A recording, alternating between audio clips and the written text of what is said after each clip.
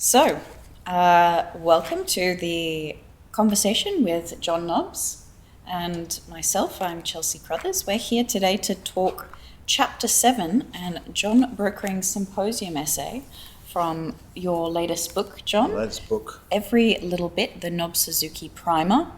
And this book was published in 2019.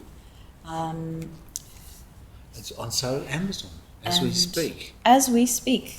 You can purchase it, Every Little Bit, on Amazon. So the chapter we're going to be talking about today is a contribution by Jon Brokering, who was a pretty special man. It's very special to us, Jackie and myself especially. Chelsea has met him. I had the opportunity to meet briefly. him. Really lovely He guy. died of cancer about 5 years ago, I guess. And he and I especially were thick as thieves because we used to spend a lot of time chatting about. He was an academic, American academic, fluent in Japanese, and really, I suppose, Suzuki's go-to translator in the last few years before he died. So his, I guess, input or insights into Suzuki come from a slightly different perspective than mine. Mine was inside the building, so to speak, and he was seeing it from an academic perspective outside the experience. So we had a lot of great conversations deep into the night because we were very much on the same page, and both were very keen to try and get Suzuki out of this ghetto, this Japanese niche, ghetto yeah. that he has been placed in for I'm not sure why, but both the training and also his aesthetic. Jon was a great believer in Suzuki's aesthetic and training, much the same as we were. So we were trying to get it, and we had some success, but not enough. And this book and this chat really is about how to, I guess, what's the word, leave it. Jon's very, very powerful and very profound insights into Suzuki's production as distinct from his training. And so one really lovely thing about today's chat is kind of to posthumously give Jon Brokering's work a second life. And the other reason we promote this book on Amazon is because the proceeds go to Jon Brokering's widow. Wife. Widow and 2 children. So and they've moved to the States now, so to be with Jon's brother, Mark Brokering, and they live in around about San Francisco. So I guess one of the first things I ask you about is in the intro to this book, into this chapter that you give, you talk about the cross-pollination that occurred between yourself and Jon and Jackie Carroll as well. And I guess, can you give us an insight into how and when this cross-pollination occurred? And we first met Jon in, I think, 2002. Literally, we were staying at a hotel because we were performing our heavy metal Hamlet in the Shizuoka Festival in 2000. I think it was either 1 or 2. And for some reason, we were sitting in the foyer of this lovely hotel, and we've been to quite a bit over the years. And Jon Brokering literally walked in the door and sat down and sort of basically, I don't know if he knew, he just walked in as a tourist, I suppose, and started chatting to Colin Dunning, who's also American, one of our actors. And they got to know each other, and I think he'd seen the show and he thought the show was very good. He thought it was very funny. And we performed Outside Up at the Hill in Shizuoka. And we started talking really and just hit it off straight away. And he hit it off with everybody in the company. He was very keen on the whole company, the way our take on Suzuki. He was very, very wrapped in that. And in fact, he wanted to bring us to his university in Hosei University in Tokyo, which is where he taught. It never quite happened, but and every time we came to Japan, we would collar each other and have a big, just keep this conversation going. So we had tremendous affinity for each other and a tremendous parallel vision of what we thought was Suzuki's great points. And as an academic, I think he understands Suzuki more than any other academic who's ever studied Suzuki. Absolutely. And his insight's phenomenal. So we'd spend a lot of time just chatting, and even if when we were in Toga, we'd sit in the old men's bathroom, a huge bath, and just chat for hours and hours and hours and I was chatting from the perspective of somebody who was inside it and really understood, I guess you could say, the inner world of Suzuki, or certainly the way the training worked. And he comes from a much more austere, much more reserved perspective on Suzuki. And so there was a lot of, I'm pretty inflammatory when I speak about Suzuki, and he'll be more measured. Yeah. I guess what's also nice about the combination is we have yourself as a performer practitioner, very much so on the inside. We have Jon Brokering, who's academic and, like you say, more reserved and more analytical, I guess. And then we also have Jackie Carroll, who's coming at it from a directorial and a choreographic perspective. So between the three of you, we kind of have the three musketeers. That's a very good point, exactly. And we got on so well. It was a tragedy he died so young, because we never quite got, we were really hoping to take the training especially and shift it from the boot camp hard bitch mentality, which is so prevalent, to something which is what we do with the NSP. And I guess what happened in the symposium in 2010, when Mrs. Saito said, well, you should all make a video and do whatever you like because we need lots of versions out there. That was sort of being sanctioned by Suzuki himself, that we should be doing something like this. So we're sort of following Suzuki's directive and his suggestion to sort of move away and do your own versions. And so we're trying to get the whole bunch of the symposium guys kicking and screaming into some sort of zone, which was only partially successful. So I guess these chats, the book is an attempt to sort of keep pushing that thing forward, because John, before he died, apparently told his family how keen he was that this book, this essays, of which his is one of 7 essays in a symposium booklet, how it should see the light of day. So every chance I get, I put it in 2 books. This is my second book about Suzuki. Insights, we've got Tadashi Suzuki, the Shogun of Toga, and that's Mr. Brokering there. So I put it in that book with a somewhat more facetious discussion. And this book here, the third and last of the trilogy about Suzuki, he's I'm a bit more measured. A bit more sort of respectful, dutiful. So so that's why. And he had a very fine brain, very, very good insights into Suzuki. So we should start with some. So what's the place I think that we might as well start is literally with the title that Jon Brokering gave to this essay, and he calls it the generative capacity of the Suzuki method. And I just think perhaps starting with what we can understand from generative capacity. Well, he's saying it's much more than just a thing for cranking up actor skills. It's much more than, say, just some sort of aerobic workout, which is keep fit, get the guys up together, and so they're sort of bounding around looking sort of healthy. That it creates a type of plasma, I call it plasma, I'm not sure what he calls it, I can't remember, but this idea that you create a sort of mise-en-scène, so it's almost like a visceral mise-en-scène that actually hovers in the space above the actors. And I know you've just uncovered somewhere he talks about that, how the actors' incredible energy forces Suzuki to actually up his own creativity. I'm not sure I'll speak about that now, but I want to talk about it later. Okay. But when it says generative, it means to actually make. And one of the things about Suzuki, one of the big misunderstandings, is that Suzuki's training is an aesthetic. It drives Suzuki nuts. And so the misunderstanding is that itself is not generative. It is an aesthetic in itself. And he would jump up and down if you said this. Says, no, it's not.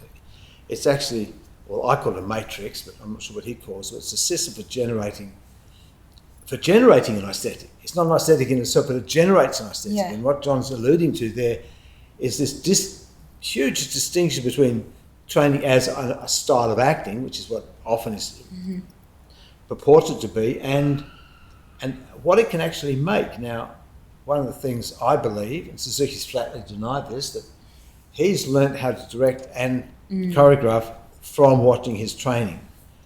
I can't see there's any other answer, because he's never actually trained with anybody. He's completely self-taught. So John's title is very much moving in that space, that this is not just boot camp, which is good for you because it's hard work, but it's actually it's a place or a situation which creates a type of dialectic between the actor and the director to actually start making stuff, to become the actual materia for the actual production itself. Space. I think as well, because when Suzuki directs, the way he creates his pieces is very powerful. And when you see Suzuki's actors train, it's also very powerful. And I suspect that this is one of the reasons why people find the two either the same or get confused. Indivisible, yeah. Because of the overwhelming power. But this is we talked about this last night in another sort of a newbie's guide to Toga. Really, how Toga itself is a very powerful experience, and it's very easy to be sort of discombobulated by this, I guess, the wealth, which is both artistic as well as financial. It's overwhelming, yeah. It's very overwhelming, and yes, how to actually divorce the training from the actual aesthetic itself, and how to see them as completely interdependent, but they aren't the same thing by any means. And they're quite distinct, actually. Yeah, I think so. And you also you got to the point. You say it's very powerful. His stuff is very powerful. We think with a lot of nuance, but it's easy to be sort of blown away by the power and not be able to perceive the nuance. Yeah. And that's a big issue, really, because he's misunderstood. And actually, if he didn't have a training, he'd be more famous than he is. Yeah. Which is a real paradox.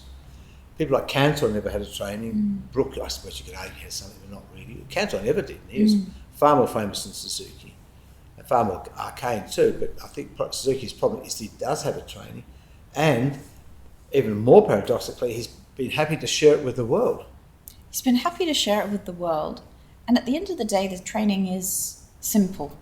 Like you can actually pick up the steps very quickly, and that's sort of the beauty of the training, because it's reduced or distilled into this simplified form.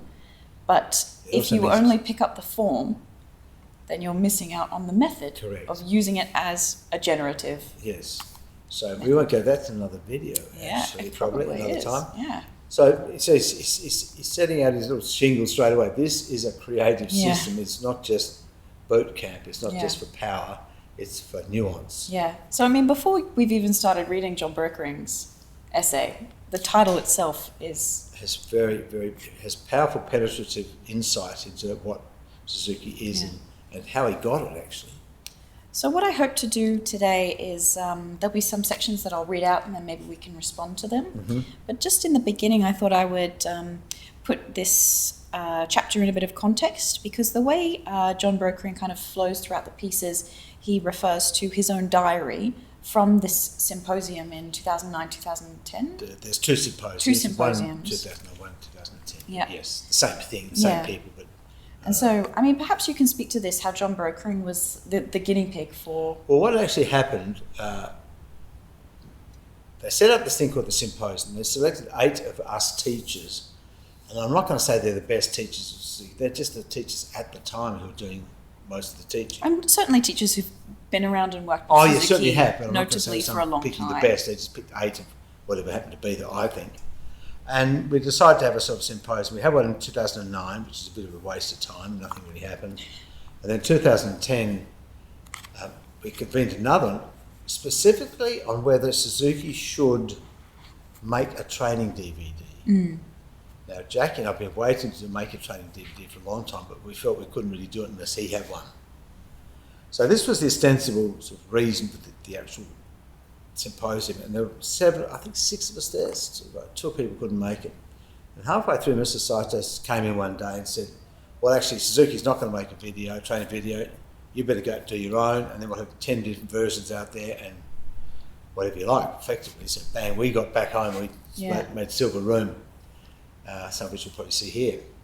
And so that was fine, but the other thing that was interesting that Mr. Saito set up was, she said, and actually, because Ellen Lauren, who was there, and Suzuki's major teacher, we'd all trained with Ellen, so we didn't need to work with her. But Mr. Saito thought it was a good idea if all of us spent about an hour, we were there for about a week, an hour, training to show each of us what expectations we might have, our style of teaching, what we spoke about, what we concentrated on.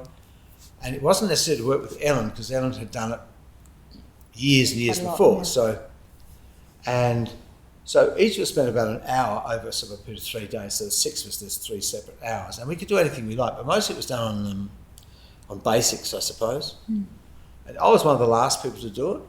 And Mr. Saito also suggested, one thing I said, there'll be no critiquing of anybody's teaching. So it's not really about what the proper way to teach, it was the way we took the training and spoke to it in our own way and expected things from it in our own way. So there was to be no sort of discussion at the proper way to do it, which I think is what hampered the previous symposium. So Mr. Saito set that up by making sure we all got a chance to shine and have our day in the sun, so to speak. So, and then she also went with very cleverly, she said, well, we need a guinea pig. Now, the only person here who's never done the training is Jon Brokering. Yeah. And Jon was actually the one academic in the group. He became the de facto chair of the group because, of course, his authority and his willingness to edit our essays, which is something I'll get to in a minute. So Mr. Saito said, well, why don't we just make Jon Brokering the centre of attention, and we'll all be teaching, everybody's in the room and everybody's doing the exercise, but we're not concentrating on anybody else, we're really focusing on Jon. And that would be good because Jon's never studied before. So that was fine, good idea. And I was one of the last people. Now, I concentrated on some things that others hadn't concentrated on, but the main thing was, there must have been a situation where I was touching him, which the others don't really do, they sort of leave people alone, but I was very keen on sort of, because we like to feel the way the centum works and how it's being used or being talked to. I'm a dancer, so I'm used to that stuff. Most actors probably aren't, but that's bringing a dancing perspective on that. And he had an epiphany at one stage, not sure why, but he actually just had this image of his father who'd recently deceased, and he started sort of became teary. He apologised for it, and I said, no, whatever happens, happens, that's fine. That was a very significant thing, because one of the things we've found, I would say he had a revelation actually, almost rather than an epiphany, and we spoke about it at length later. And what we've found is that anybody in our training, and in any training that has an epiphany or a revelation, never looks stupid again. Yeah.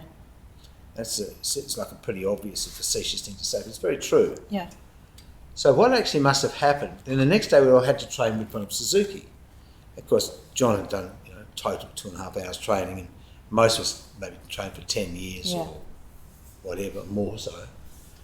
And you're pretty nervous in front of the man anyway, because he's the boss. And so he shows up early, and because he speaks fluent Japanese, he can actually have quite a conversational relationship with the rest of the company, the Scott company, which we can't really do because we're not Japanese. So he goes up to Takamori, who's been, now he was in the company 15 years when I joined. Yeah. So 94 is when he was there for 15 years. So we're talking about 1980. And he goes to Takamori and says, can you give us a sort of bit of assistance with this exercise? And Takamori goes, you're nervous. You're nervous?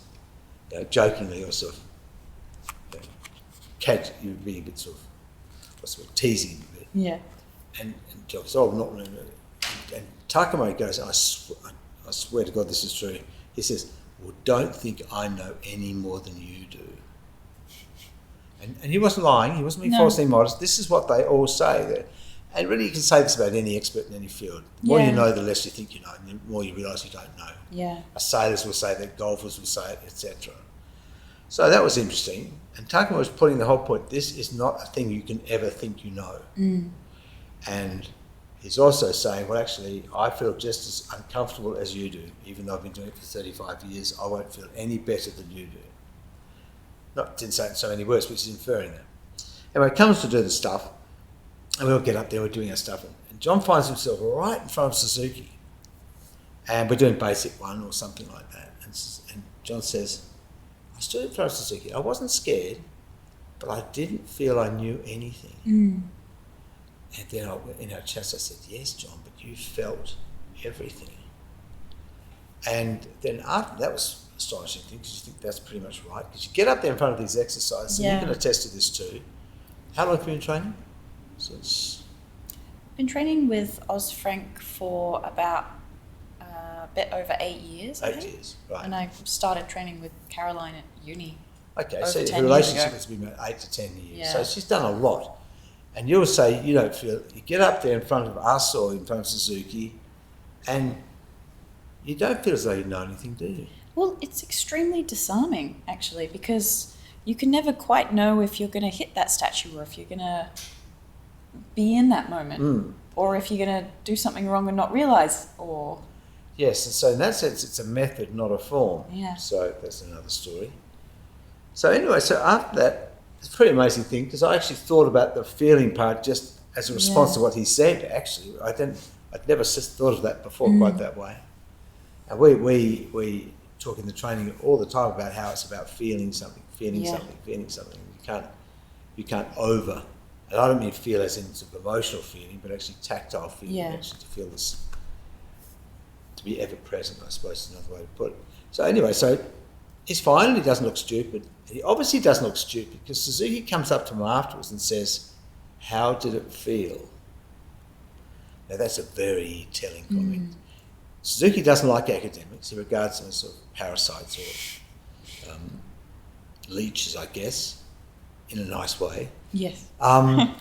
So he's not really predisposed towards academia at all. So he's not. But he's actually saying to Jon, "You looked so interesting that I wanted to know what was going. What was it like? What was happening to you? I could feel something powerful going on, and not just fear or trepidation, but something powerful going on. And I want to know what that is." And of course, that's the definition of good performance. Yeah. Really. So Jon, through his epiphany, I believe, actually got himself to a place where he could really have a very profound, and I think in that moment, he would have understood probably more powerfully than ever before the relationship between the training and this aesthetic. Yeah. Because he'd actually understood what the training was. Now, just before he came on here, in fact, here in this book, somewhere, there's a photograph of Jon doing no theatre way back in the day. Yeah. And he doesn't look that cluey, I hate to say it. I'll try and find it, but it'll come up there. It's up there now. So, and you can see the difference between, and you also got photos up there of him training with me in that symposium sequence. You can actually see the self-ownership, the self-knowledge, the I am present and I'm in my moment, which is actually very different, a huge graduation in sort of sophistication from the Nobbs pic that we see behind us now. So that must have been a telling moment for Jon, and I guess that would have given him the insights that enabled him to write this essay. So one paragraph that Jon Brokering says, it's on page 120. Sorry, just before we go into it, I'll just describe the essay. So the other thing that came out of the symposium was that Mr. Saito wanted us all to write something about what we felt about the training. So I thought, right, here I go. I've been waiting to say this for a while. So I ripped off a 26-page document. It was huge. He wrote a 19-page thing, I think, something like that. Big, Anyway, we both had our chance to sort of put our cards on the table. So, and his is a very, very astute document, and this is what we've got to read from here, isn't it? Yes. That's the document. So, and everybody else actually wrote some pretty sort of crappy stuff, really. It was mostly, some of it was just like 2 pages, 2/3 of half of nothing. It was just, it was risible. And other stuff was very, very, very, quite a few of them aren't English speaking, first language speakers, so of course you don't expect them to be on the deck with an English document. So, and that was it too. Jon Brokering ended up becoming the editor. He became the editor. All of these in fact, he farmed a bit of it out to me, in my opinion, but mainly he took it upon himself, really I guess as the academic, experienced as a writer. The older man, and we're all peers, but he's not one of us. He's outside that circle. So, I mean, I helped him quite a bit. I did a lot of sub-editing in a way, or my thoughts. And so he became the grandfather of this essay book, which unfortunately never really saw the light of day. It was published as an in-house document, and then it's been discarded. And so another reason for writing this stuff with Chelsea and Jackie, and I think this is a very powerful, a very, very perceptive document. And that's quite different from what I would say, quite different from what Jackie or... What's quite nice about this version, the Every Little Bit version, is the entirety of Jon Brokering's symposium essay is in this book, but there's also interludes from yourself, where I guess as much as anything, you give us, the reader, the ability to reflect on what Jon Brokering has said. And sometimes that's in repeating it, but in your own words, and then going a little bit deeper or adding an additional insight.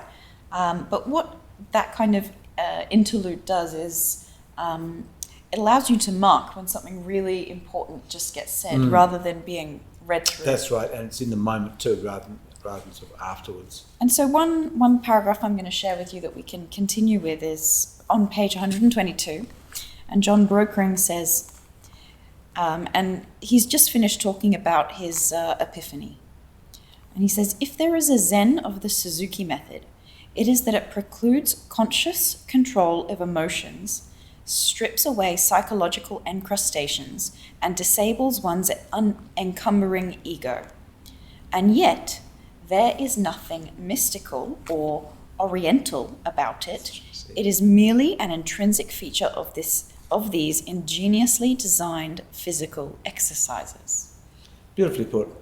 Very I think because what he's lifting it out of this Asian Orientalism to something that's actually universal and pan-human, maybe across that. And very beautifully put. He's quite right, because it's often, if you see the context of going to Tokyo, which is in the middle of Japan, Suzuki himself is very Japanese, and after, no matter how international he is, he's still very Japanese, actually. Very Japanese. And it's very easy to not be able to see the, shall we say, the universal wood for the Japanese trees. Yeah. And he does that beautifully there too, doesn't he? And so he continues, the key to this feature of the SMAT is that it is formatted. It consists of routines with concrete physical tasks to be accomplished, and it has clear-cut steps with a precise beginning and end.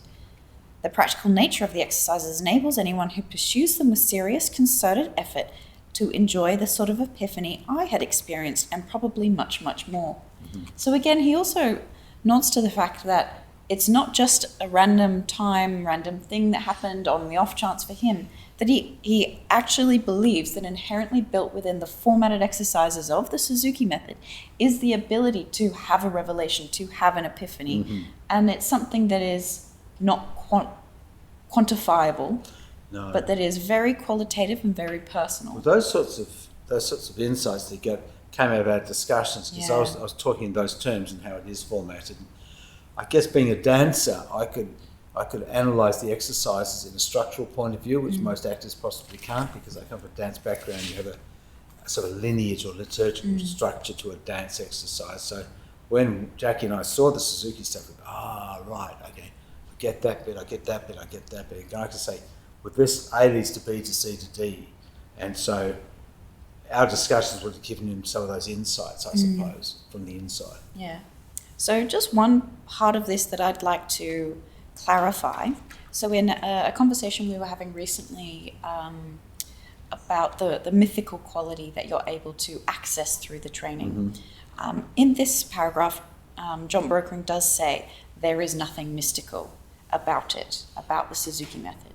And I just kind of want to unpack, because I think we're using a similar word, but we're meaning the same thing. Mythical is very different from mystical.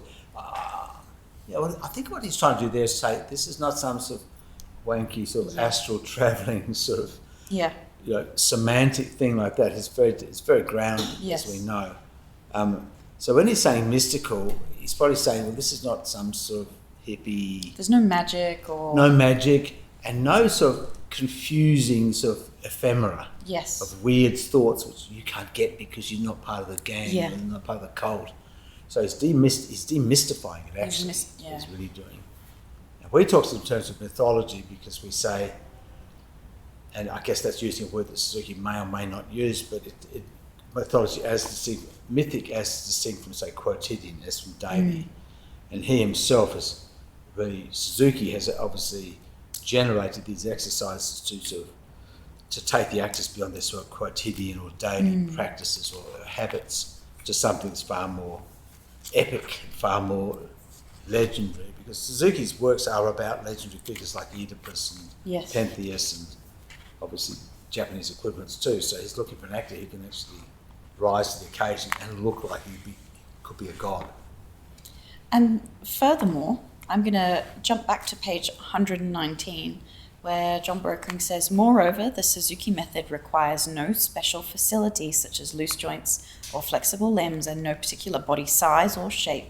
There are no gender issues, and it can be practiced by all ages. Actors aim not to achieve attractive forms. Instead, they are always attempting to push their own limits. And so again, this idea that it's not a magical, mystical, something that can't be understood by anyone who's not a part of the club, but that actually it's completely inclusive. It's very practical. Very practical. Like a sports trainer is practical. Yes. He will often use things. Suzuki would often use things like baseball metaphors when he's talking about the voice. You've seen that probably. Yes. So he's quite aware of the way sports have developed their systems, and his system's somewhat similar to that. Yeah. I guess my only question or response to this is, to an extent, it's completely inclusive, but there are some exercises that do require a certain amount of thigh strength. Correct. Or could be like some of the insole, outsole of the foot walks require like contortions of the body, and I wouldn't necessarily say that all of those exercises are fully inclusive. Yes. Personally, the way what Jackie and I have done is actually taken away those things that aren't universal, because we believe that that's us. So not sure who it does. Of course, it is based on Japanese body. The Japanese body tend to have looser, say Achilles, and they can do the single leg to the floor stuff, which most Westerners can't do. Yeah.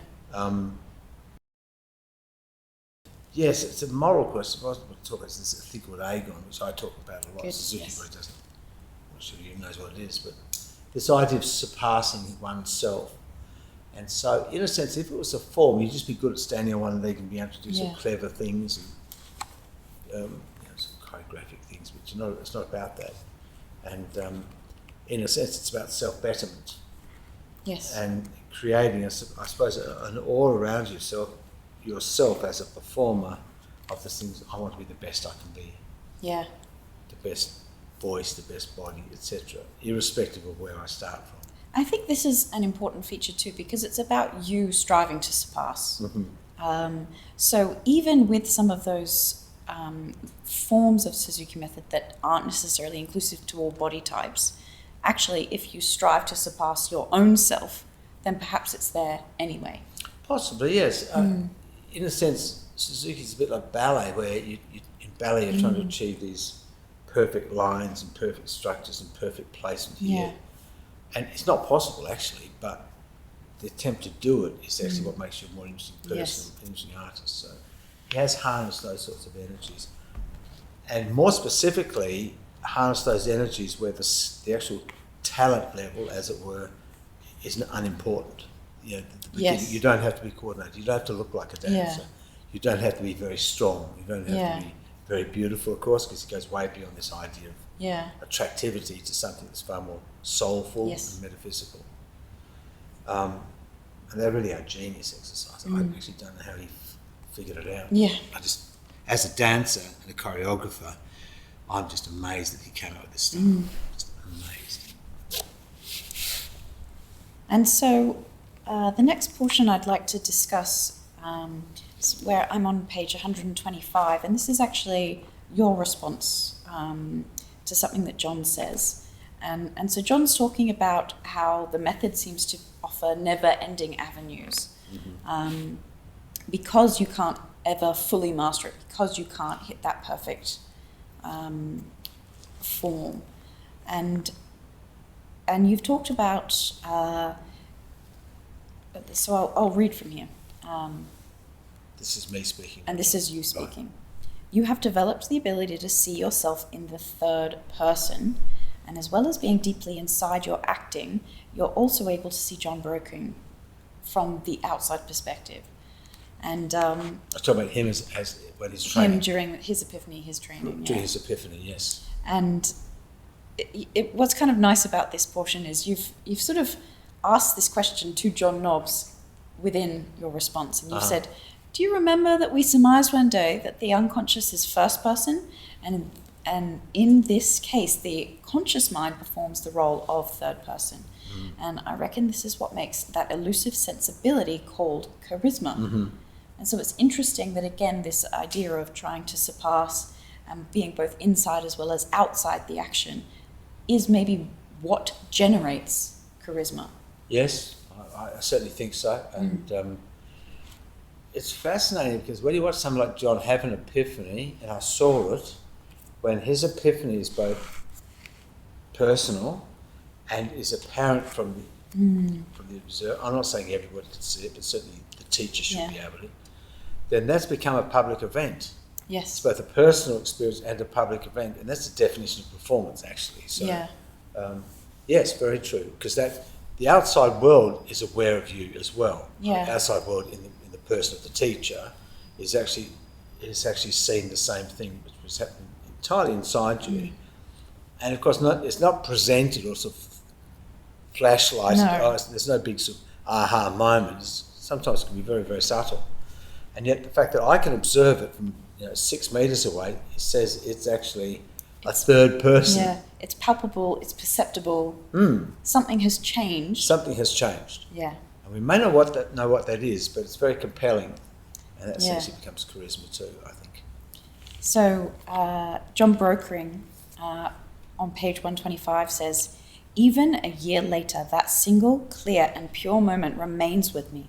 The moment when the room, my consciousness of self, the gaze of Suzuki, and the presence of all of the other actors crystallized into one whole but unadorned experience. It was a state of utter reduction."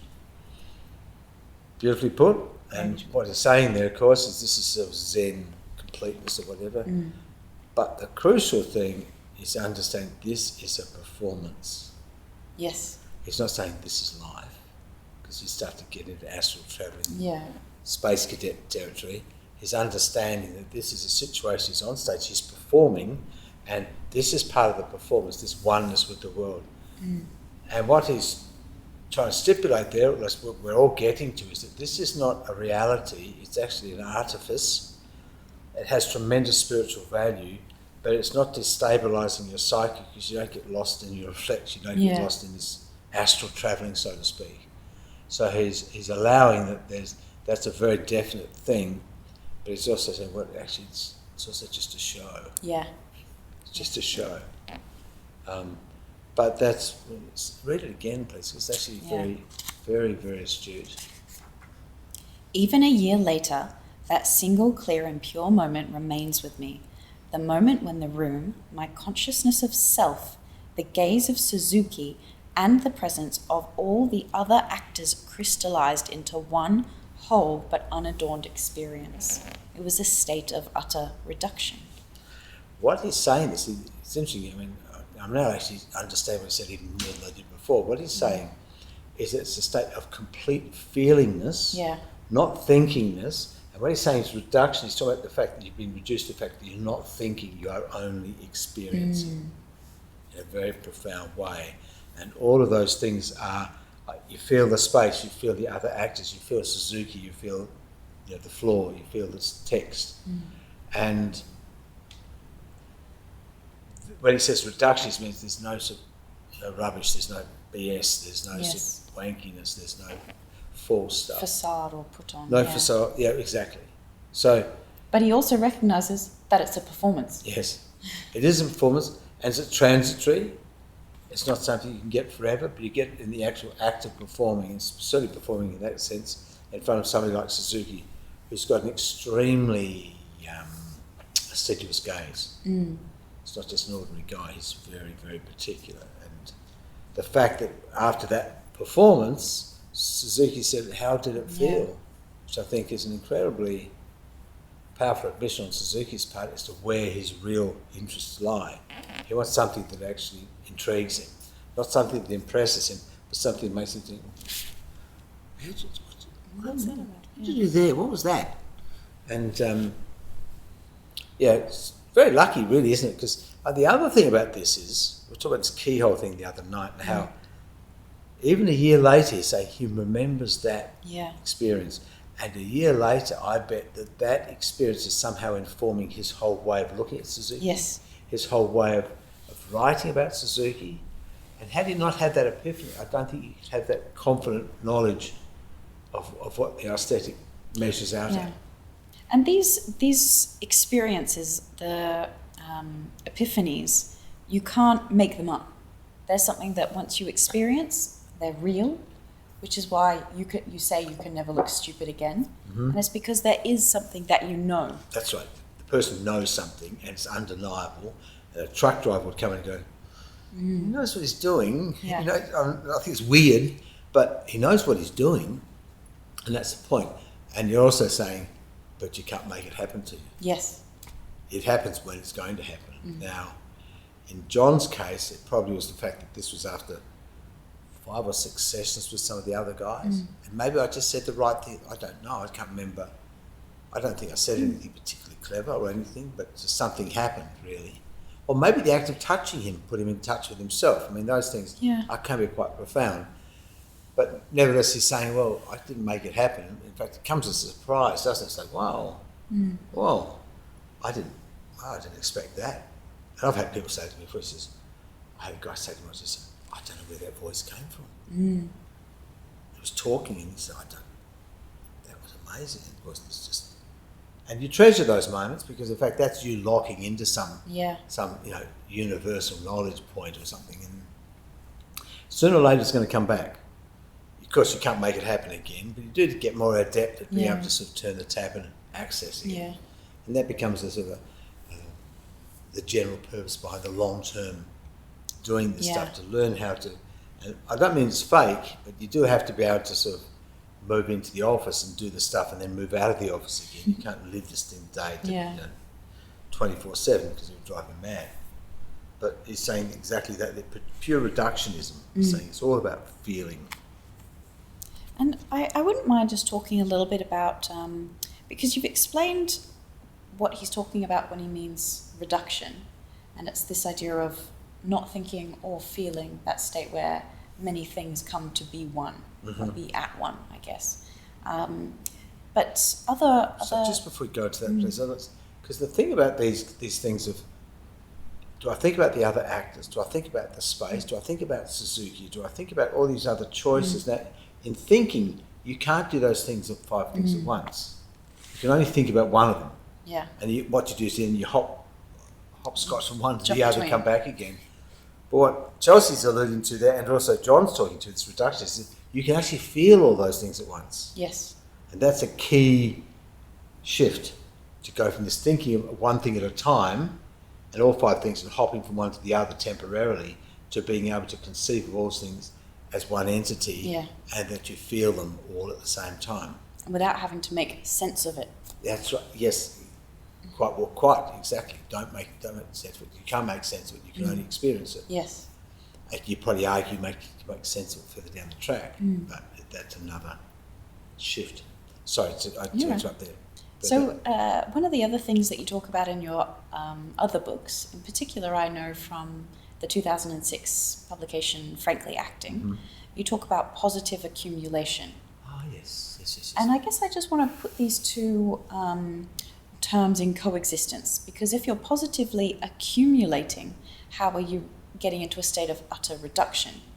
And I do think that they can both coexist, but I wouldn't mind unpacking it. Okay. Well, I wanted to get to this. I talked about positive accumulation as distinct from sort of replacing something with something else, which is no net gain. So robbing Peter to pay Paul, there's no net gain. But you see, and we know in the training when we're doing an exercise, and then Jackie will say, okay, move your stick on the 4th count. Yes. You're suddenly adding another demand, you're adding another layer of meaning or experience. And so when I say accumulation there, so when somebody's watching, they're going, oh, you should say, oh, then they did this, and then they did that, and then they did this. That thing that you see often in any context where somebody's doing something, there's somebody appear to be doing something else on top of. As well as. Not instead of. Yes. And that's the key thing. Yeah. Because if you're just taking away B to get A, there's no gain really. It's just you're just replacing something else. But if you say, well, I've got A, now I'm going to put B on top of that, and then on top of that I'm going to put C, and then as well as that I'm going to surround it with D. So this idea of accumulation of many layers is quite simple really, isn't it, in terms of becoming compelling for the audience, because they go, wow, there's more, oh, there's more, oh, there's a bit more, oh, there's another thing going, oh. And when people are generally, they come out of some performance, irrespective of what it might be, whether it's rock and roll, they'll just go, and then he did this, and then they all did this. And it shows that the people are sort of, they're going, wow, I'm barely catching up with these guys. I'm so, and now he's over there. And so, and it's a wonderful feeling, because you've been part of a very powerful spiritual experience, actually, as it turns out. So it's very important, and we see it in so many other walks of life. You see it in sport when Maradona beat 6 English players in the 19 whatever his cup final. He's beats one, or so if you see Lionel Messi, the Argentinian player, he'll beat one person, and then he's passing, and then he scores a goal. Yeah. So you see it in sport all the time. And Suzuki, or we're saying, well, why can't you have that in theatre? And what's quite nice about the way that you've phrased that as well is, and then you add moving the stick, and then it's on this count, and then it's on that, and then you add the voice as well, and then you do this. What's interesting is, again, we come up with what we were talking about when we were trying to explain utter reduction, which is you're thinking about yourself and the other people in the room, and the room itself, and Suzuki's gaze, and the voice at the same time, but you're putting them into one thing. And I guess this is kind of saying something similar, where you're adding a lot of elements, but you still need to see them as an intrinsic whole. Yes, because if you take one away to put something there, then say the observer just says, "I've gone one step back." Yeah. Instead of and there's the next thing. Yeah. This accumulation. I also call it multiplication. It's like something's multiplied by something. Yeah. Not just adding, but it's actually multiplied. But let's go back to Jon. Let's go back to Jon. So, I'm on page 130 now, and Jon says, Jon Brokering says, "The SMAT is a highly rigorous form of training, but it is anything but a style of acting. Although it has a recognizable outward form, for the actor it constitutes a contract with oneself on stage, a full and utter commitment to fulfill the various tasks at hand. In this sense, the method is the opposite of an aesthetic, i.e. the idiosyncratic vision of the director. It can be practiced even while the director is not there, or even by oneself. Mm-hmm. And for this reason, the Suzuki method does not compete with other acting approaches like the method acting or Stanislavski." Yes, he's talking about, he spoke, in our discussions, he created this, the wording, the titling, which made me understand that he talked about pre-expressive. Yes. Interpretive. Yes. So he gave me that language where actually I hadn't used that before. So he pointed out what that meant. That's actually the contract you have with yourself. Yes. With yourself and your soul, I suppose you could argue, with yourself and the audience. Yeah. So what he's saying there is the training itself is quite independent of Suzuki's way of using the training, because he's saying no matter what it is you're doing, no matter what the style of work is, what the director says, what sort of costumes you might have on, you've still got a duty to your own self as to how you interpret that bit that you own. Yes. The director says you must be doing this, etc. But you still got this contract yourself. So this is something that underpins that performance, that underpins the interpretation. He's saying that you actually have to do this irrespective of the style. Yes. So he's saying the genius of the training is it's styleless. Yeah. And we also know we've had many people have spoken and said, well, I'm lucky I did this training because it actually prepared me for doing this. Yes. I'm lucky I did this stuff because I'm really good at doing this now. We've had that said just countless times. Yeah. People. And James Anderson, the success he had the Globe Theatre workshops in London a few years back, or Tracy Schumacher in Switzerland, who just did this improvisation workshop. She was the star of the show, so he gave her 2 free days. And she's never done anything like that. Yeah. Nothing. And she's not even that sort of person. And some people like yourself might have experienced that stuff, but she's nothing like that. She's just absolutely nothing like that. And she'll say, well, actually, the only thing I've ever done is this stuff with Jon and Jackie. I've just done Suzuki. So when he talks about that thing, that it's not a replacement for style, it's not a replacement for sort of poetry or method acting. Method acting can live quite happily on top of this stuff, quite happily. It's not supplanting any other stylistic variant. Jon Brokering says, rather, it precedes them and transcends them. It can accommodate, subsume, and incorporate them. See, he's saying it's both below them, as in the reinforcing the concrete, and it also transcends them because it starts to move into a spiritual space. Yes. But that's your choice. And your choice, in the training, we often say, well, I'm telling you, you've got to be there on that count, but what you do between A and B, well, you've got to make that up. You've got to make it work for yourself, because otherwise you can't just do what you're told. You've got to actually own it. So you're really clarifying Yeah. there's both the demand, and Suzuki's very big on demand, but at the same time you've got this duty to yourself. I'm going to sit out there and do this stuff. What am I getting out of it? Yeah. I'm not just a slave to Suzuki. So And what's quite nice is the next step. So if we go over to page 131, Jon Brokering says, surely for Mr. Suzuki, the creation of a training system such as his simultaneously established a clearly defined, if unspoken, pact between him and his troupe.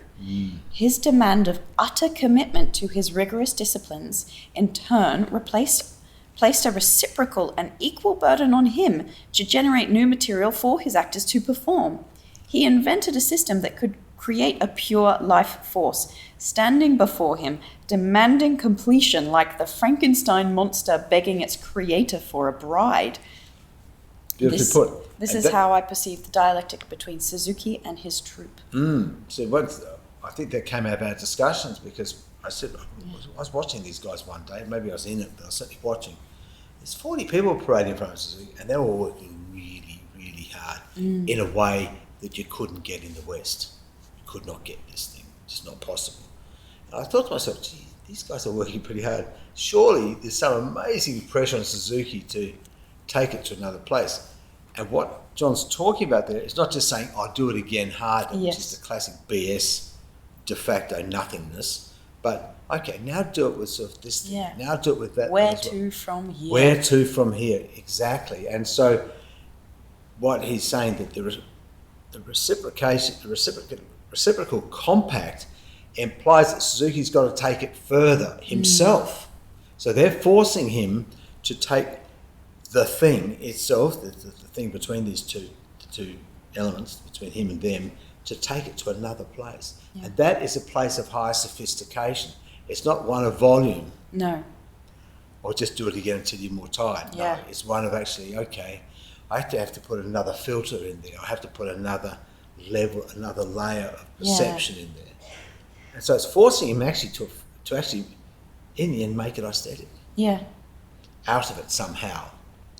So you cannot, the Suzuki method's often seen as autocratic and militaristic and blah, blah, blah, blah, for these pure And again, Western attitudes. it's also the way that Suzuki operates. He is in control. He is in charge. But that doesn't mean that you have to teach the Suzuki method that way. But this is John's point. He's saying the method itself exists outside of generative. Suzuki, invented, and it's generative. Yeah. Generative for both Suzuki and for people like us. Yes. Yeah. And so I'd like to go on to talk a little bit about how Jon Brokering discusses Suzuki's use of text. And so Jon Brokering on page 139 notes that Suzuki's preoccupation is not with creating the psychological and circumstantial conditions that justify the words uttered by the characters, but with revealing the germ of the play, the text, if you will. He's here talking about why did the writer write this stuff? So once again, this is the underpinning, not the story itself, but what made the story. Why did somebody like Sophocles write Oedipus? Where did he get that idea from? I mean, did he make it up? Yeah. Who knows? So he's very in the metaphysical underpinnings of this thing. Why does the writer interested in that stuff? So he does want to see the play. You may be going to talk about sort of having the writer on stage, I suppose, because John talks about that a lot. So, but he's interested in the mysterious background that we can only feel if we watch the actual play like King Lear. Why did Shakespeare write this stuff about Gloucester? Why did he do that? Now, I'm not sure you can see it in the work, but that's what he's thinking as he makes it. So he's talking about a more sophisticated level and a level of greater perception, of greater depths of field. So you talk about there's a filter there and a filter there and a filter there. He's talking about the one through there to that. Yeah. And so and that carries all the other stuff with it too. So it carries the proper diction, it carries all that other stuff, but it's actually like the general running an army. It's of a much higher order, a much higher plane of experience, much higher plane of time. So Jon Brokering on page 140 says, to fulfill Suzuki's vision, and I pause here to stress that he's talking about Suzuki's directorial vision, not the training, but that you can find it through the training. To fulfill Suzuki's vision, the actor has to aim for a different level of utterance to find what might be termed a mythic voice. Well, he's the first person to coin the term utterance. I guess I never spoke to him about this because I don't think we had time between the symposium and this essay, so we never nutted that out. I don't think we did. But he's found a way to categorise Suzuki's style and put it into sort of an operatic zone rather than a sort of daily chat zone. And people often sort of whinge about the fact of lack of chiaroscuro, lack of colour. But he's after something else, and I believe that he's after soul speak. One of the things I've noticed is he drives him nuts if you see ego on stage, but he wants to see yourself. So does he want to see your soul speaking? What would it sound like? So of course it's sort of reductive, all the sort of embellishments or the sort of poetic license, the idiosyncrasy, he wants to reduce that so we end up to something like only your soul can speak like this. So Jon Brokering puts it very nicely.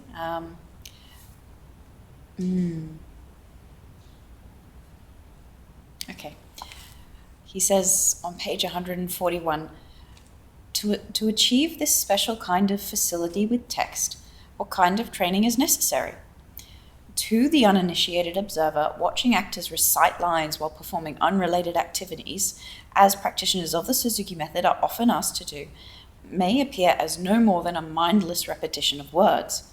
But the point of it is that through such training, Suzuki is aiming to unleash a pre-expressive voice, not non-cognitive, but pre-cognitive, and the difference is crucial. The aim is not to produce a voice of psychological realism nor the voice of a zombie, but a manner of utterance that transcends everyday reality, inasmuch as the body must create an energy and an aura that is larger than life in order to fill the performance space, so must the voice, and the smat provides the means for doing so. Yeah, see, this mythic voice. So when you listen to somebody on stage, you can actually believe that this guy could be Oedipus 3,000 years ago rather than some guy in some sort of Nazi war uniform reenacting something which is really fake anyway. So he's saying, how can you get to the state where it's really hard to get to the state where you see the soul of the actor speaking. Yeah. And you can only do that through the ablation of false ornamentation, the ablation of, I guess, you say, willful shifting of talking styles of talking. So you have to reduce that, and you can only do it by compression, I suppose you would argue. And also it's a voice you can feel, not just hear, isn't it? Yes. There's a visceral quality to that voice coming out. And they're not yelling their heads off by any stretch, even though some people might have accused them of that. That's definitely not true. But it's a voice you can actually feel. You can actually feel it vibrating through your body. And it's not amplified. He only uses amplification in the outdoor stage because it's just so big and there's nothing behind the actor, so they do have to have some sort of amplification there. But in the other space, he doesn't do it at all, because it's saying it's how big can you be as a human being without technological chicanery. So you can't, and I guess if the voice expresses the body doesn't lie. So to get an expressive voice that's constant with the rest of the body, you have to have actions or activities which are parallel to what the voice is doing. So rather than talking like this and then moving somehow differently, you're trying to make it the same thing. And the coagulation of all those forces ends up being something you not only see, you not only hear, but you actually feel as well. Yeah. So it becomes total. It becomes something that transcends language. Yeah. And is that charisma? Is that a name we might give to it? Is there more to it than that? Quite possibly, yes. I haven't thought about it directly like that, but yeah, they're very charismatic figures because they're self-defined. They really look like Nihori. He really looks like Nihori. Takamori looks like Takamori, and all the other actors really look amazingly self-defined, because one of the things that Suzuki does is it forces you to be self-defined, as we said last night, I think. But John's idea of utterance is so understood, because you go, why are they speaking so harshly? Why are they, it's a bit, But then if you think of operatic voice and think of Suzuki achieving that sort of extremity, that sort of power, that sort of mythic quality, then you can understand what utterance just puts in its place, and it makes you realise, no, I'm actually looking at it the wrong way. I'm thinking of interpretation, but actually this is pre-interpretation. Yes. Suzuki's trying to let me see the soul of the actor. And when Jon Brokering says precognitive, not non-cognitive, he's saying you don't need to purposefully not think about it, but this is what happens before you think about it, what comes from the soul. Yeah, and it's very much analogous to the way sports works. The sports have got that precognitive power, haven't they? And it's just, Suzuki's often channeling that. So, yes, when he says it's precognitive, not non-cognitive, because that just implies stupidity or zombies. So it's quite subtle. The issue in some ways is that it delivers such tremendous vitality and vigour that it's hard to see the subtleness there. And of course, it's in Japanese. It becomes problematic if you're talking English the way that he wants you to talk. Yeah. But I believe it's the soul speaking. That sounds a bit wanky, but you don't care, of course, because you're after this mysterious thing.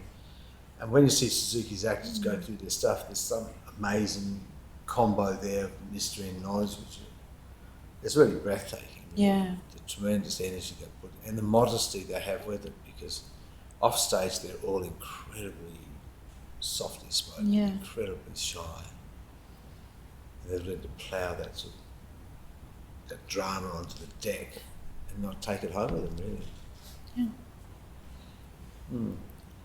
On page 143, Jon Brokering says, the SMAT, as it is currently practiced, provides a practical format for achieving this sort of pre-expressive voice.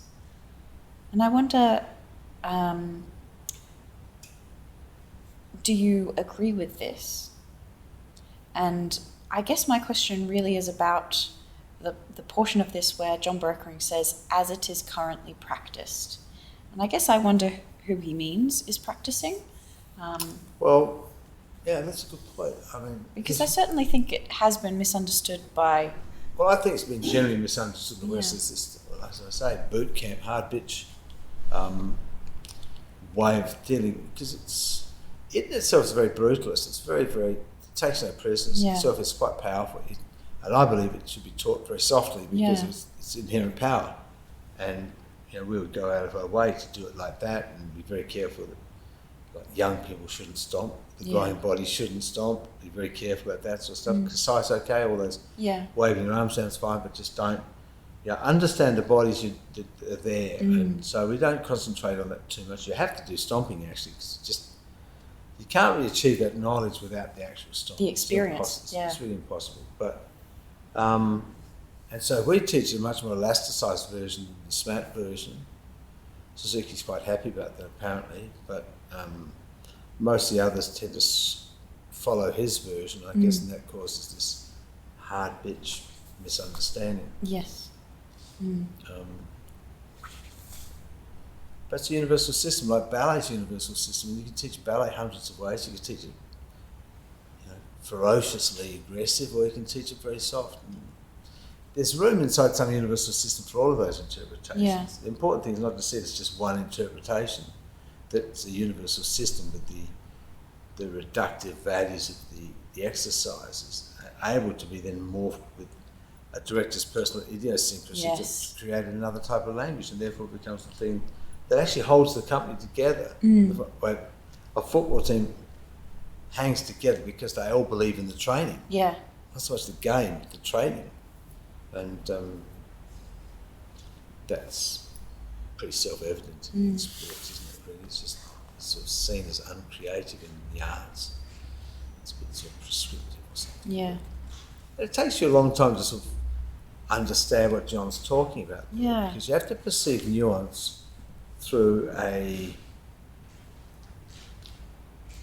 wall. Wall's maybe the wrong word, but a wall of very powerful thing coming towards you, which is both sort of gaseous, liquid, and solid. So to perceive nuance is important.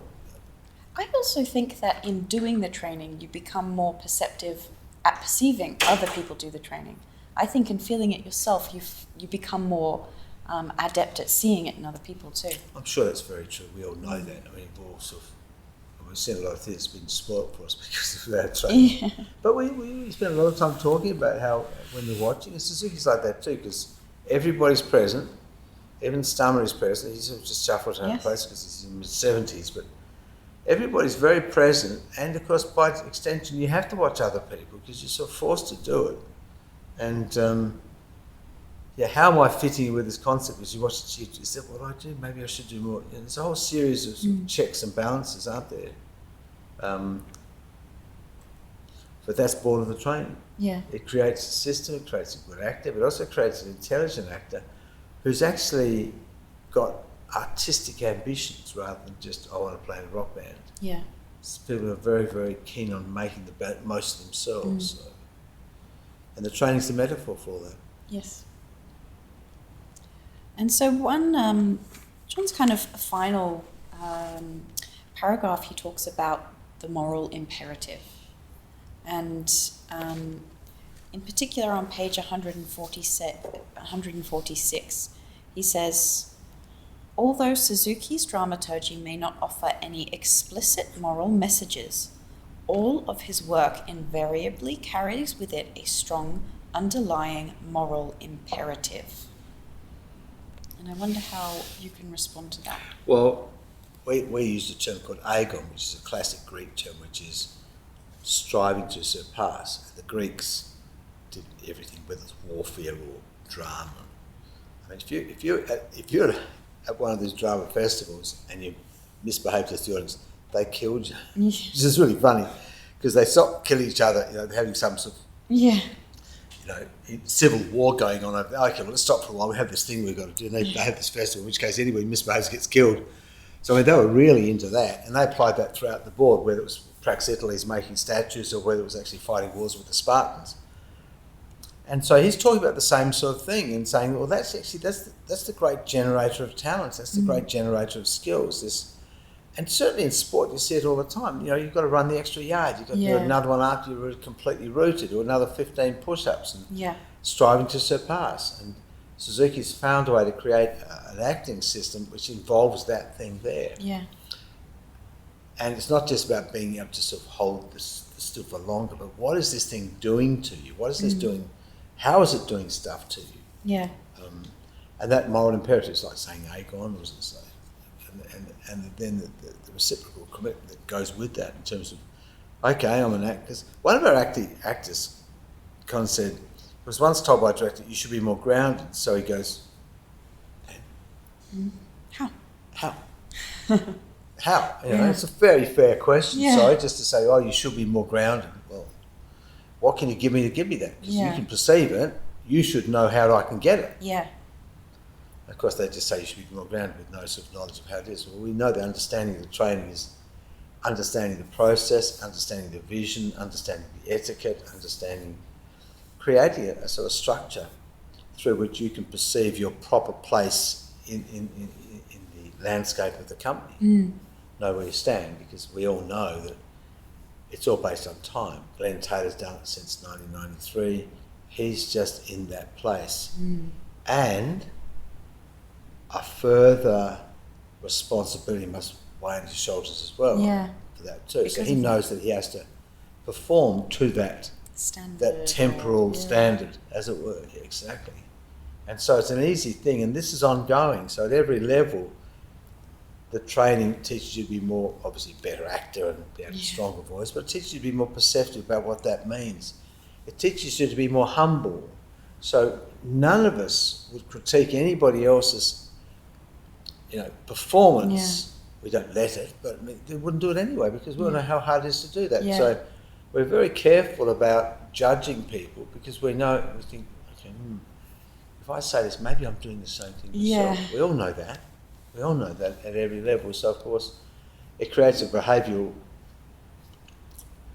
palette, I guess, where you actually just you understand what it's like, and so you don't get the egos.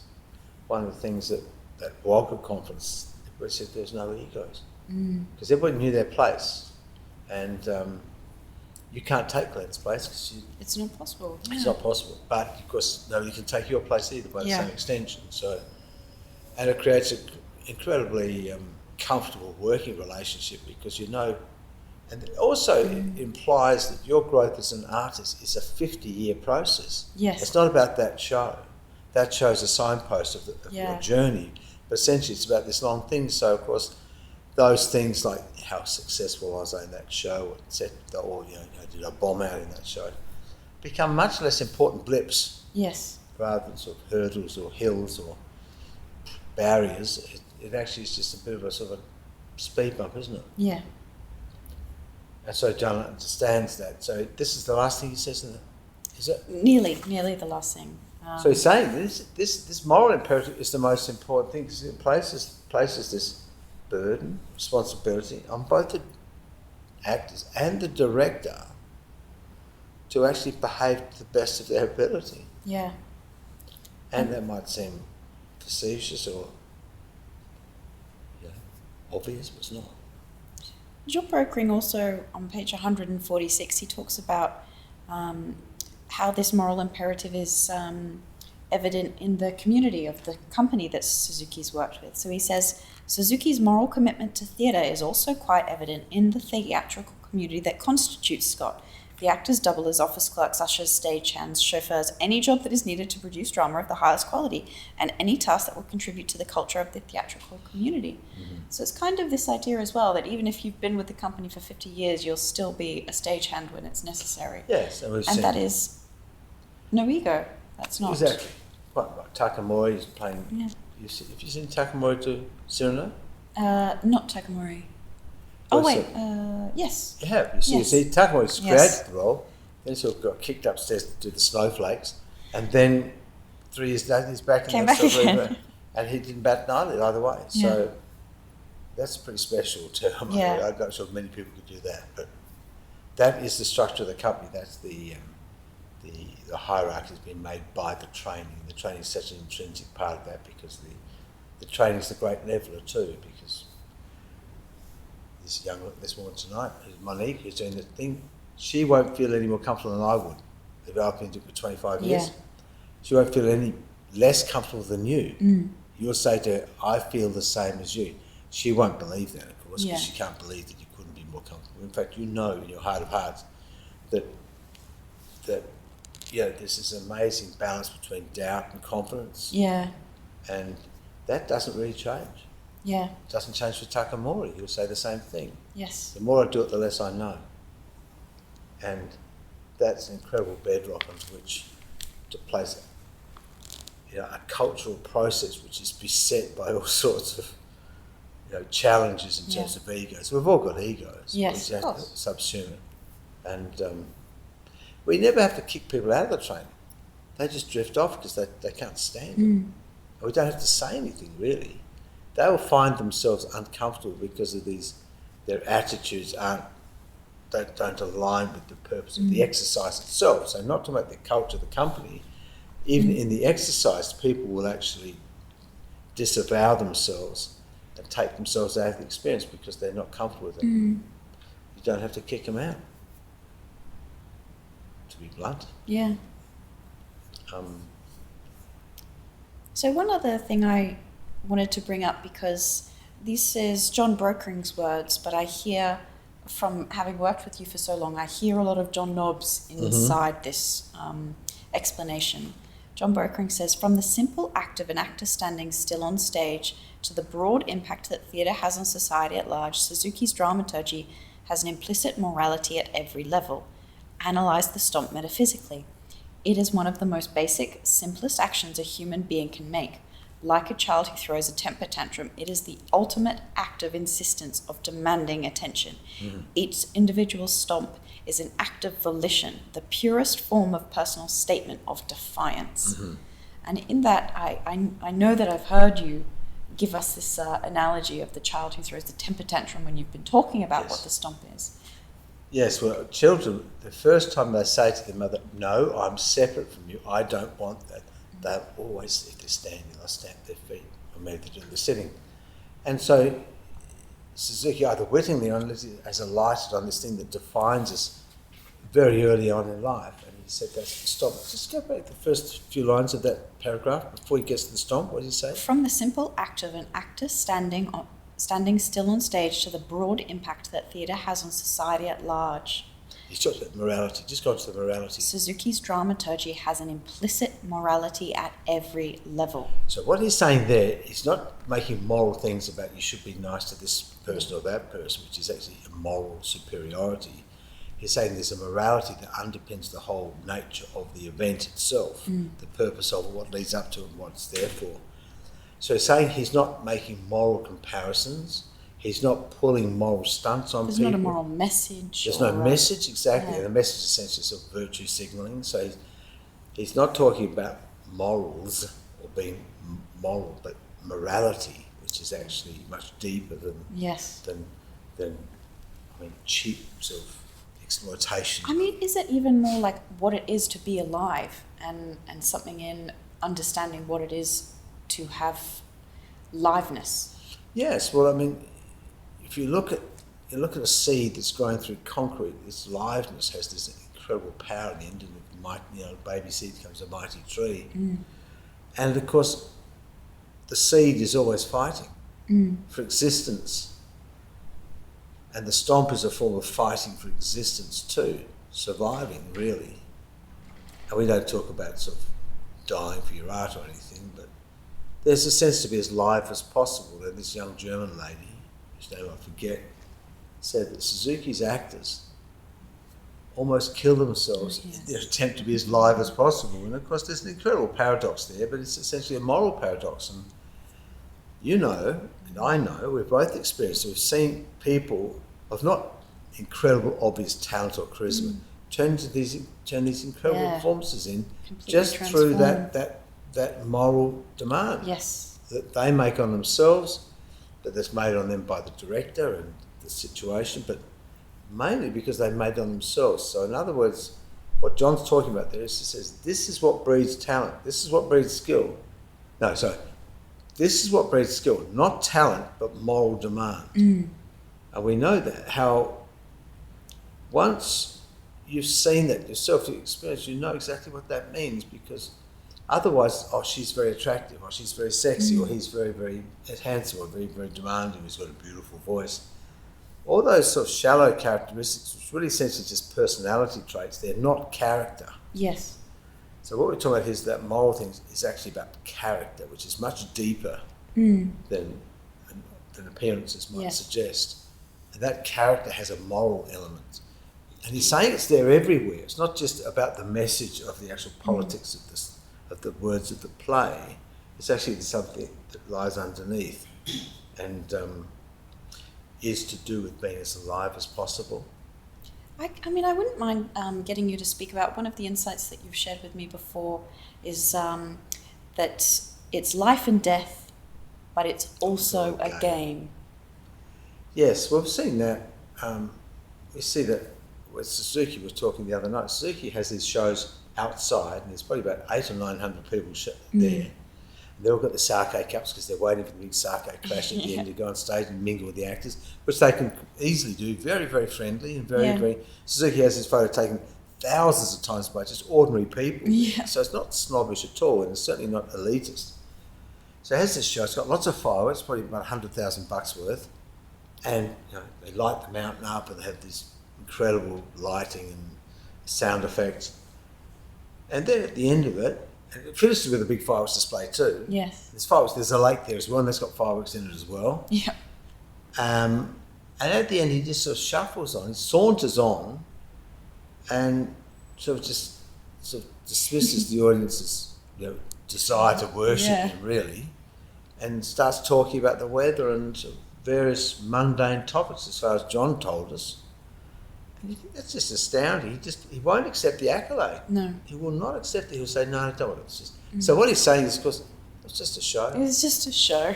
And although some powerful message, it was just a show. And of course, that dialectic is so important. This idea of life and death, I'm going to do my best, but at the end of the day, I can only do my best. Yeah.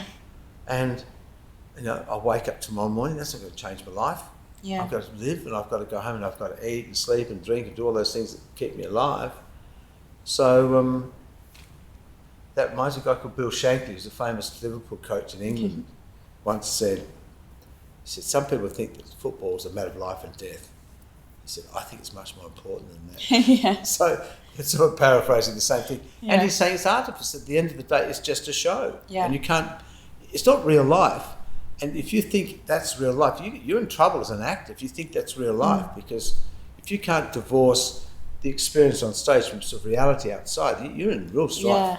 Real strife, psychically. Yes. So he's making sure that no ego, no psyche is ever damaged in Suzuki's training. Yeah. Your body's challenged. Yes. And sometimes, I guess you could say, you have physical injuries, but your psyche's intact. Yes. It's allowed to do the thing it wants to do. And that is phenomenal, because most other acting systems are actually about manipulating the psyche. Yes.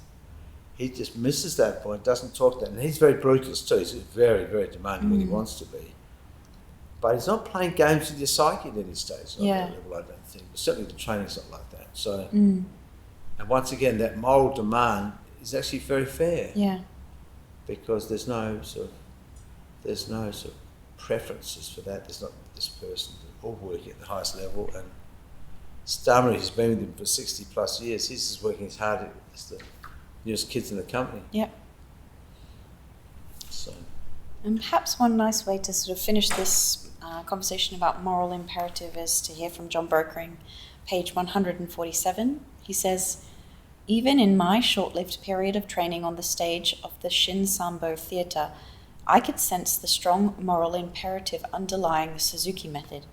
In that moment of hyper-awareness, in that neutral state of readiness, when the ego seemed to be assuaged and out of the way, I realized that what I had was not an empty, vacuous state of mind. I felt ready to move instantly in any direction, engage in any action, utter any words asked of me. More than that, I had a strong feeling inside me that I was compelled to do something. Even just standing there still and silent, I felt like the embodiment of Martin Luther's words when he declared, "Here I am, I can do no other." Yes. Well, that's it. And of course, what is implied to that is actually, I'm ready to do something else. So at the end of this whole experience, I'm ready for something else. Now what? Now what? And it's very well put. And what Martin Luther's saying is it's a mystery. I can do no more. I've got to have faith. I can do no more. So another, very, very good assumption of what it means to do this stuff. And how it transcends Suzuki as well, because once you're talking in those terms, each actor is as important as the director. Yes. We're not doing it for him, we're doing it for this other thing. And Jackie often talks about the fact that you're serving the cause of art, and that sort of grey, sort of nebulous sense is art. And she was told that by one of our artistic directors before Suzuki. So, yes, he's quite right. And Suzuki would say the same thing. Of course, he's the head honcho, and what he says goes. But he would like to see himself as being part of the actors, and the actors being an extension of him too, or him being the coalesced aggregate skills of the actors, or spirit of the actors, I guess. So, once again, and Jon and we are very lucky to be able to talk to somebody about somebody like Suzuki, because Jon's essay, my stuff, my chats with Jon, is all born of actually Suzuki having a training. Yes. Without having a training, we'd just be talking about him in a very, very sort of semantic or we'd be stuck with the academic. Yeah, be stuck with the academic. So suddenly the fact that Jon did the training actually became one of us. Yes. Because once you have an epiphany, you join the elite group of people who've had revelations. And once he's talking from this perspective as much as he is from the other side of the ledger. And so the training's enabled us to talk about Suzuki in a way. We couldn't talk about Suzuki without having some sense of the thing that's underpinning it, I think. So, beautiful man. Yeah. Beautiful man. So one final thing Oh, no. that might be nice to finish on, that's a bit fun. You talk about it on page 136 in this book, and also in this book, which is Jon Brokering's metaphor, I guess, or analogy of Suzuki's directorial aesthetic or his dramaturgy as the will it blend. Oh, yes. I wondered if you would talk to the will it blend. John was often talking, and it's true because Suzuki does do that, and he's found a way to frame this in a way that I wasn't able to. There's a guy on YouTube who does things like chucks i7 phones in the blender and just turns the things what's going to happen. And Suzuki's like that too. He's never been afraid to subvert his own training. He's never been afraid to repudiate his training. Yes. He's never been afraid to say, okay, well, let's just do something. Okay, chuck that in. Yeah. And it's very much a drive-by situation because, yes, okay, I'll just put that in. It often doesn't, mostly doesn't last very long. It lasts for 3 or 4 days before he loses interest. But it does show his ability to be quite, he doesn't worship the training. He doesn't hold the training as sacred. He'll just completely explode it sometimes. And I've been part of that sometimes, where we saw a guy called Kasai do this amazing sort of monkey thing. He danced for 45 minutes straight. He's a pretty tiny guy, but he could really do the stuff. And it was pretty impressive. Boring in some ways too. But the next day we're doing stuff, because I was in the company at that stage again, I was a guest artist with the company, and he said, we started to do Agitech at 10, and Suzuki said, hey, stop a minute, why don't you do it like that guy did last night? So we all got up there and everybody's going, what the hell's he talking about? And yet you're sort of rushing in position. And we started doing stuff, and it was all, we called it Kasai, that's where our Kasai exercise comes from. And Suzuki was sort of looked at for a few days, then lost interest, because he always tends to go back to basics. But he's quite happy to sort of throw something into the mix and just see what happens. I mean, his whole aesthetics Elizabeth, I just put a German guy in there and just put some Korean person there and just see what that's like. Yeah. He generally loses interest in it after a while because he finds that only his own actors can really deliver the stuff that he wants. But it doesn't stop him trying, and he's still doing it. He's still throwing things. So I smashed this together. He did a thing called Kachikachiyama, which is extremely funny pantomime, and then another thing called The Lower Depths, Gorky's Lower Depths, I think it's based on. He smacked them together. I think John talks about that in the book. John talks about it. And he says, how do you put these two together? And then Suzuki did, and it worked. Why does he refer to that? Page 135 to 136. Yeah. So there's a very good example of exactly what John's talking about, where Suzuki just will it blend. And the inevitable answer is yes. Yes, probably. It blends. In some way. And in some mysterious way, which Suzuki will find very, very... It would give an addition to his aesthetic. It would give another voice to it. It would give another facet, wouldn't it? Yeah. So, John came up with that metaphor, and it's very clever. It's very funny too, which of course, John had a wonderful sense of humour. He's a very funny guy. So, thank you, Mr. Brokering, wherever you are. Yeah. We appreciate it.